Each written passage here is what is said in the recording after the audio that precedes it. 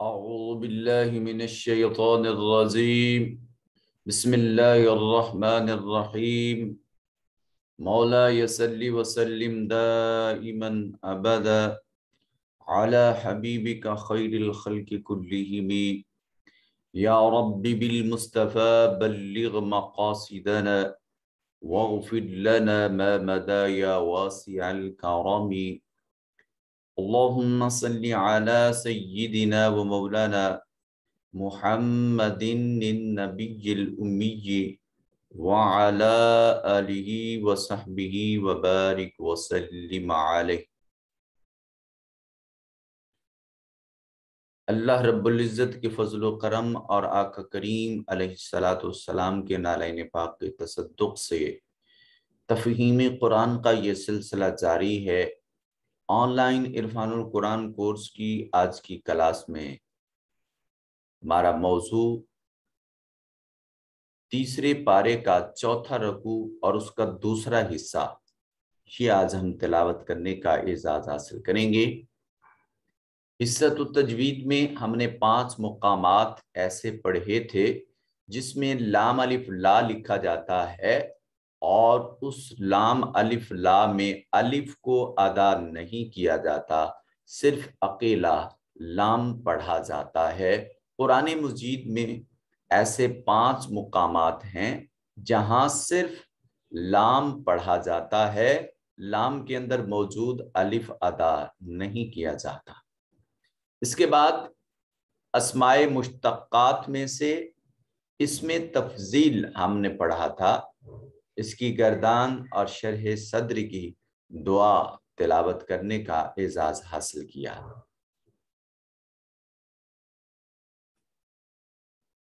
حصۃ التجوید یعنی تجوید کی عملی مشق کرتے ہوئے ہم نے یہاں تک غالباً پڑھ لیا تھا۔ یہ جہاں میں اب اس وقت کرسر کو لے کے آیا ہوں یہاں سے ہم نے پڑھنا ہے۔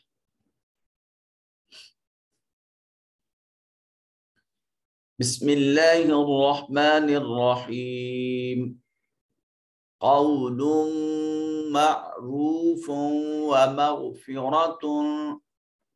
ومغفرة خیر من صدقة يتبعها أذى واللہ غنی حلیم یا ایہا الذین، اس آیت کو دیکھ لیں پھر آگے پڑھتے ہیں۔ قول قاف حرف استعالیہ میں سے ہے، مفخم ادا کریں گے۔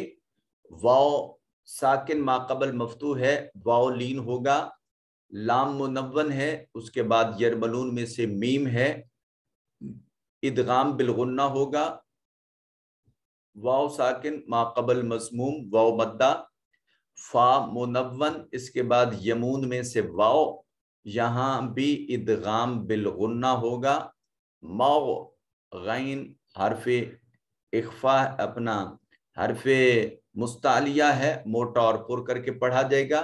را مفتوحہ ہے، اس کو بھی مفخم ادا کیا جائے گا۔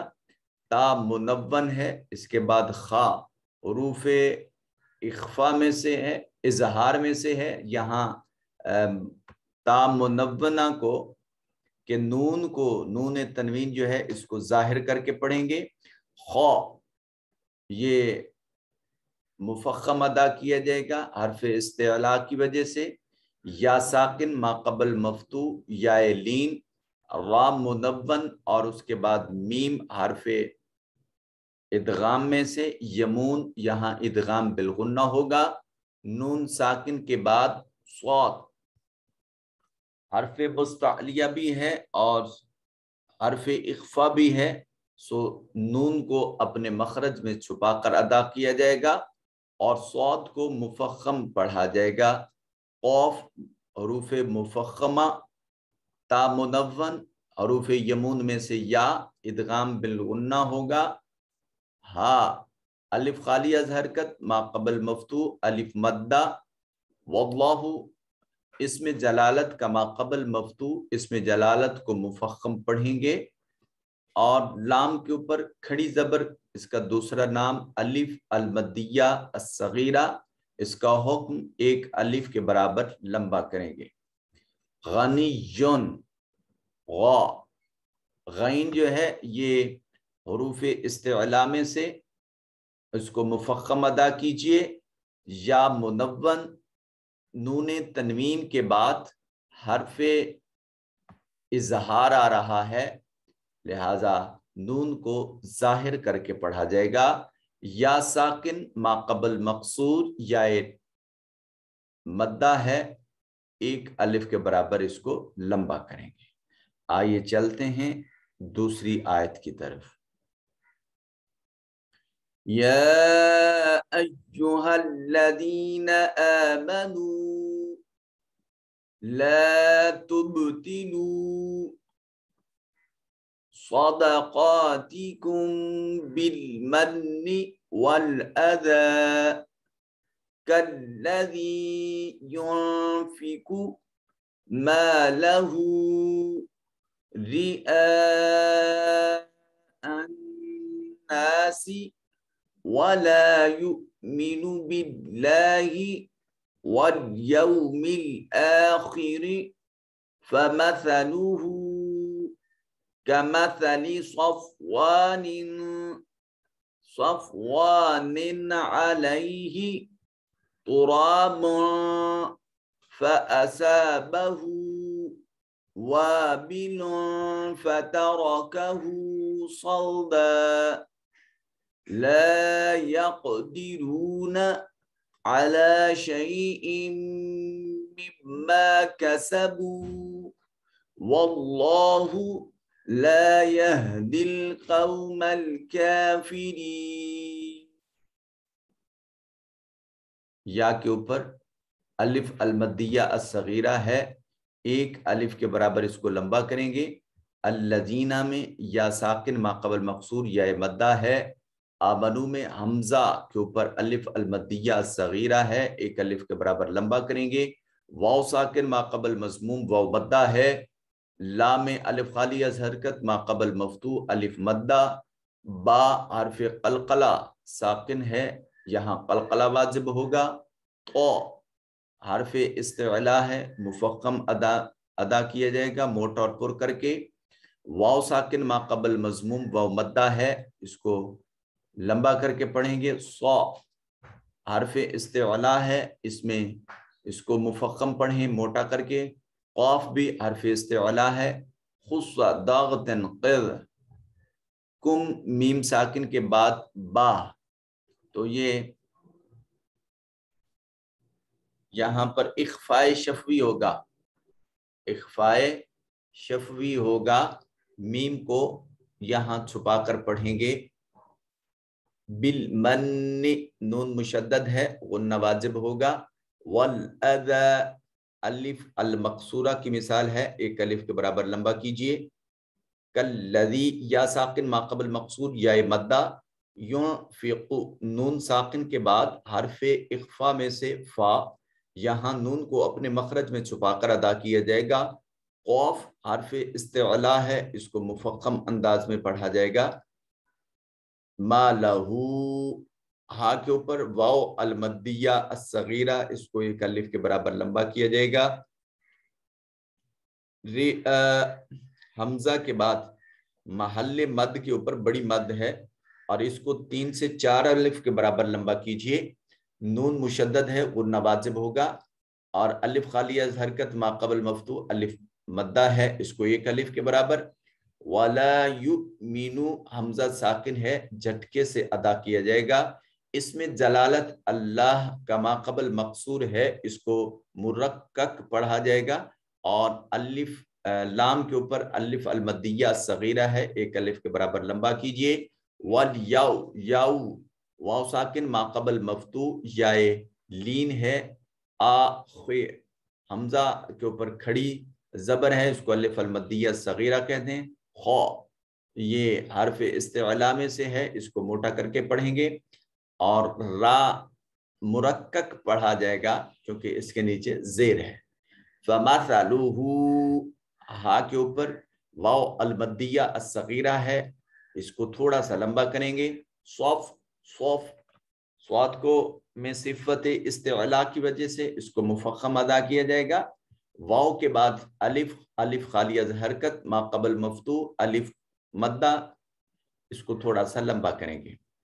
सफ़वानिन अलै, नून मुनव्वन और नून तनवीन को जाहिर करके पढ़ेंगे, क्योंकि आइन हुरूफे इजहार में से नून तनवीन के बाद वाक़े है। या साकिन मा कबल मफ्तू, या लीन है, तो रा को मुफख्खम मोटा करके पढ़ेंगे, क्योंकि रा मफ्तुआ है, इसके ऊपर फतह है। बा के ऊपर तनवीन है, और इस नून तनवीन को अपने मखरज में छुपा कर पढ़ेंगे। फा हरफ इख्फा यहाँ मौजूद है, स्वाद सिफत इस्तिला की वजह से मुफख्खम पढ़ा जाएगा। हा के ऊपर वाव अल मद्दिया सगीरा, वा बिलोन, यहाँ भी वा बिलोन, फतारा का लाम मुनव्वन है और फा हरफ इख्फा है, यहाँ भी नून को अपने मखरज में छुपा कर पढ़ेंगे। रा मुतहर्रक है, मफ्तुआ है, और मफ्तुआ होने की वजह से इसको मुफख्खम पढ़ा जाएगा। हू वावल मद्दिया सगीरा, इसको एक अलिफ के बराबर लंबा करें। सौद खुस्सदौतिन सिफत इस्तिला की वजह से मुफख्खम अदा किया जाएगा। सल द, और यहाँ वक्फ की वजह से दाल की एक हरकत अदा की जाएगी, दूसरी को नहीं पढ़ेंगे। या कौफ हरफे कलकला है, साकिन है, सो कलकला वाजिब होगा। वाव साकिन मा कबल मजमूम, वाव मद्दा, अला अलिफ अल मकसूरा की मिसाल है। शै, या साकिन मा कबल मफ्तू, या लीन अदा करेंगे। हमजा मुनव्वन है और उसके बाद यमून में से मीम मौजूद है, इदगाम बिलगुन्ना होगा, और यहाँ मीम मुशद्दद है, गुन्ना वाजिब होगा। कासबू में वाव साकिन मा कबल मजमूम, वाव मद्दा। वल्लाहु में इसमें जलालत का मा कबल मफ्तू है, इसको मुफख्खम पढ़ा जाएगा। ला में अलिफ खाली अज़ हरकत मा कबल मफ्तू, अलिफ मद्दा होगा। यह दी में यह दिल कौम, दाल को बरह रास्त लाम से मिलाएंगे, ये दरमियान में या अदा नहीं किया जाएगा, सो यहाँ मद नहीं पढ़ा जाएगा। कौ, कौ, कौ नहीं पढ़ेंगे इसको, कौ। वाव साकिन मा कबल मफ्तू, वाव लीन, और काफिरीन, काफ के ऊपर जो है अलिफ अल मद्दिया सगीरा, इसको एक अलिफ के बराबर लंबा करेंगे। और या साकिन मा कबल मकसूर, या मद्दा है। आगे मैं तिलावत कर देता हूँ, आप खुद इस पर कवानीन अप्लाई करेंगे। وَمَثَلُ الَّذِينَ يُنْفِقُونَ أَمْوَالَهُمُ ابْتِغَاءَ مَرْضَاتِ اللَّهِ وَتَثْبِيتًا مِنْ أَنْفُسِهِمْ كَمَثَلِ جَنَّةٍ بربوة أصلها وابل فآتت أكلها ضعفين فإن لم يصبها وابل فطل والله بما تعملون بصير أيود أحدكم أن تكون له جنة من نخيل وأعناب تجري من تحتها الأنهار له فيها من كل الثمرات وأصابه الكبر وله ذرية ضعفاء فأصابها إعصار فيه نار فاحترقت كذلك يبين الله لكم الآيات لعلكم تتفكرون۔ آئیے چلتے ہیں آج کے اس حصہ کے تیسرے سیگمنٹ کی طرف۔ ہم نے تلاوت کا اعزاز حاصل کیا، اب اس کے بعد ترجمہ اور تفسیر کو دیکھتے ہیں۔ یہاں ہم نے یحزنون آیت نمبر 262 تک ہم مکمل کر چکے تھے، اور آیت نمبر 263 سے لے کر آیت نمبر 266 تک کی ترجمہ تفسیر کا اعزاز حاصل کرتے ہیں۔ قول مصدر ہے، قال یقول سے قول مصدر ہے، بات، معروف بھلی بات کیجئے، ومغفرہ اور درگزر کیجئے، خیر یہ بہتر ہے، من صدقہ صدقہ سے، یتبعوہا ایسا صدقہ کہ جس کے بعد آزا تکلیف دی جائے، دل آزاری کی جائے۔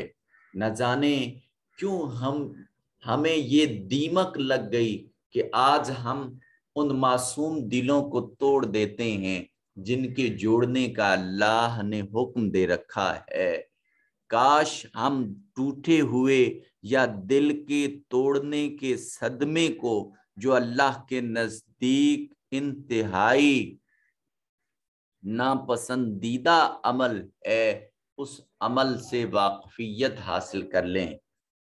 دنیا میں سب سے زیادہ جس چیز کو اللہ کے حضور ناپسند قرار دیا جاتا ہے وہ لوگوں کے دلوں کو توڑنا ہے۔ خدارا اس کام سے اجتناب کیجئے۔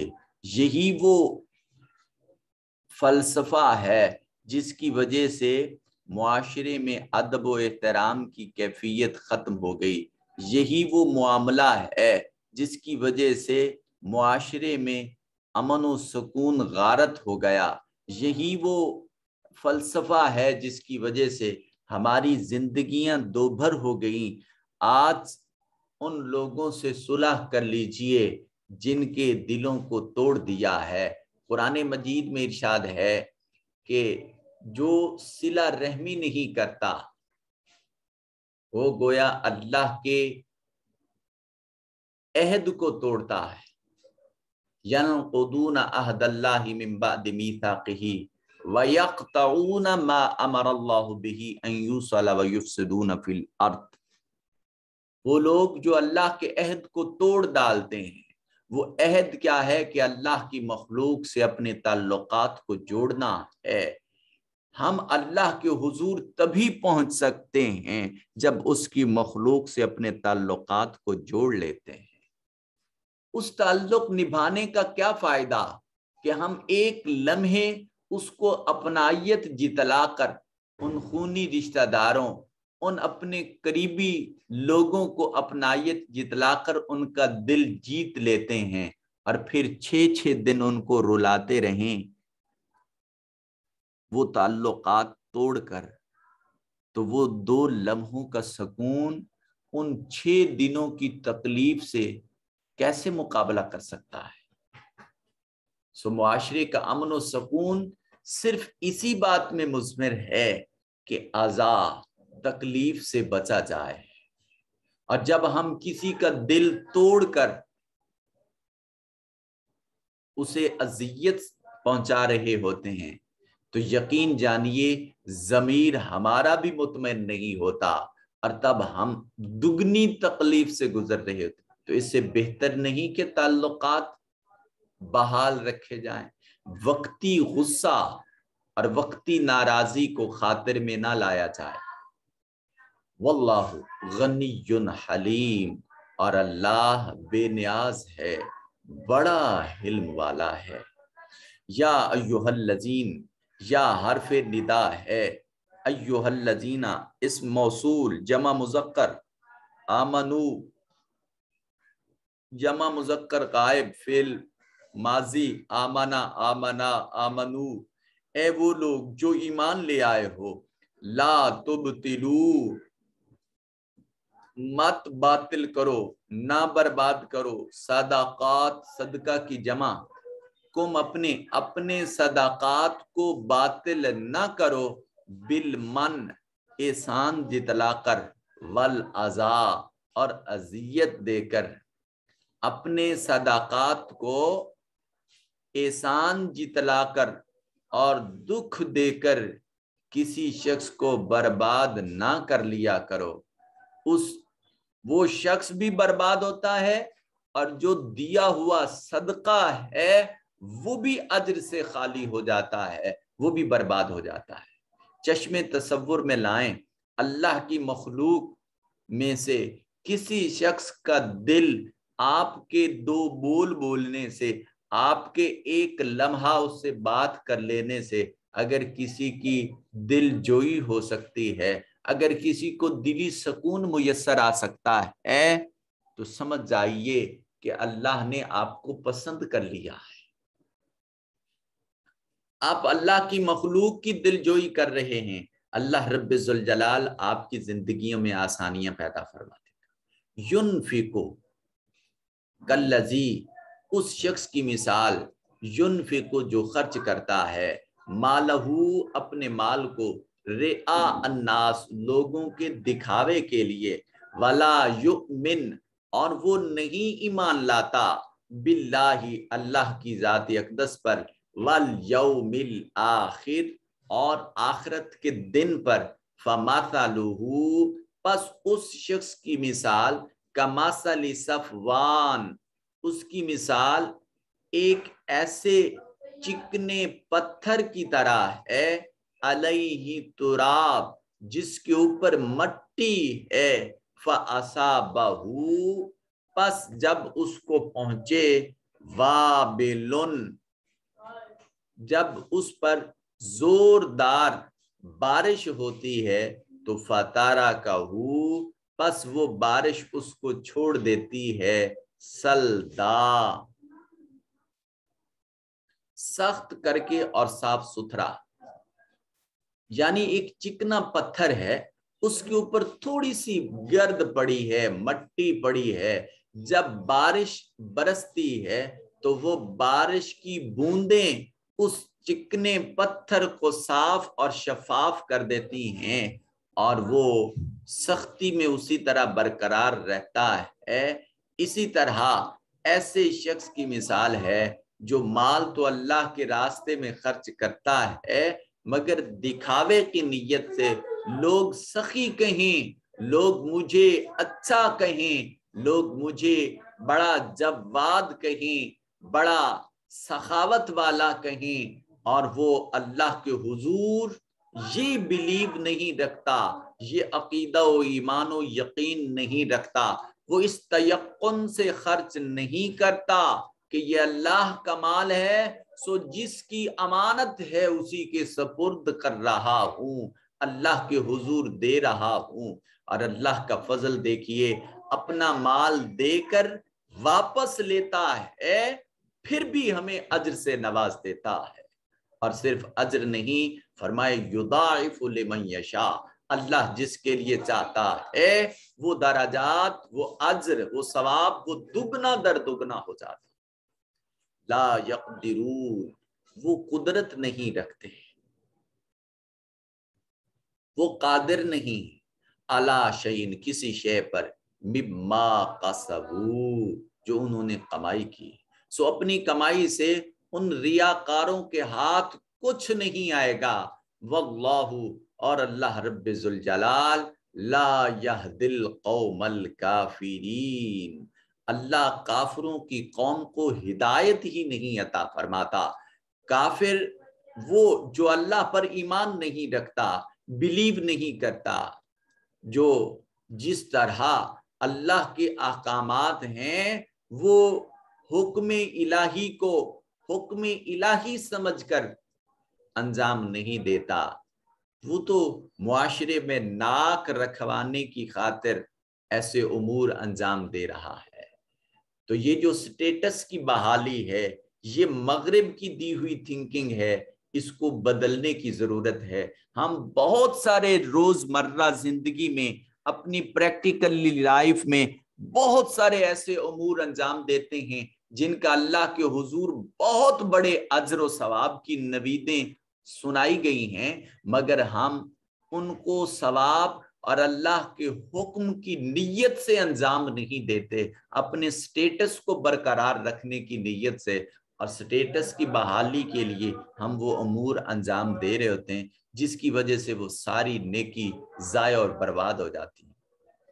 اس کی ایک سادہ سی مثال دیکھیے، آپ نے کالج جانا ہے، آفس جانا ہے، یونیورسٹی جانا ہے، آپ اپنا منہ ہاتھ دھوتے ہو اور یہ نیت کرتے ہیں کہ جی میں تو کالج کی، اسکول کی، یونیورسٹی کی، آفس جانے کی تیاری کر رہا ہوں یا کر رہی ہوں، تو بیٹے اگر یہی نیت ہم یہ کریں کہ میں وضو کر رہا ہوں، اللہ کی ذات کی معرفت کو حاصل کرنا ہے، وہ ذات پاک ہے اور مجھے پاک ذات کی رسائی کے لیے مجھے بھی پاک ہونا ضروری ہے۔ اللہ پاک ہے اور اس پاک ذات کی معرفت کے لیے مجھے بھی ظاہر اور باطن کو پاک کرنا ہے۔ تو اب اس نیت سے آپ کا دھویا ہوا وہ منہ، آپ کے دھوئے ہوئے وہ ہاتھ، آپ کی دھوئے ہوئے وہ بازو، آپ کے دھوئے ہوئے وہ پاؤں، وہ صفائی آپ کی ہے، مگر اللہ رب ذوالجلال اس کو وضو کا اجر عطا فرما رہے ہیں۔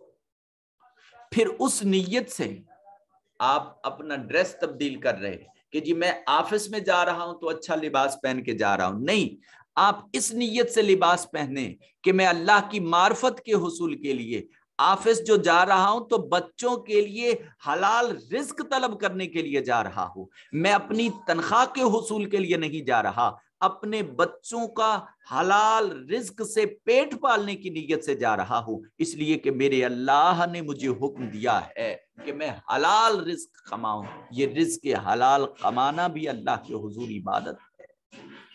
وہ ڈریس کی تبدیلی بھی جب اس نیت سے ہو کہ اللہ خوبصورت ہے، وَيُحِبُّ الْجَمَالَ، اور وہ جمال کو ہی خوبصورت اور پسند فرماتا ہے۔ تو جب آپ اس نیت سے ڈریس تبدیل کرتے ہیں کہ یہ اللہ کا پسندیدہ عمل ہے کہ میں اس کی مخلوق میں اچھا نظر آؤں، تو یہ نیت آپ کی ثواب کی نیت بن جاتی ہے۔ سٹیٹس کی بحالی نہیں کہ میں آج یہ ڈریس دھلا ہوا نہیں ہے تو یہ پہن کر جاؤں تو پھر لوگ کیا کہیں گے۔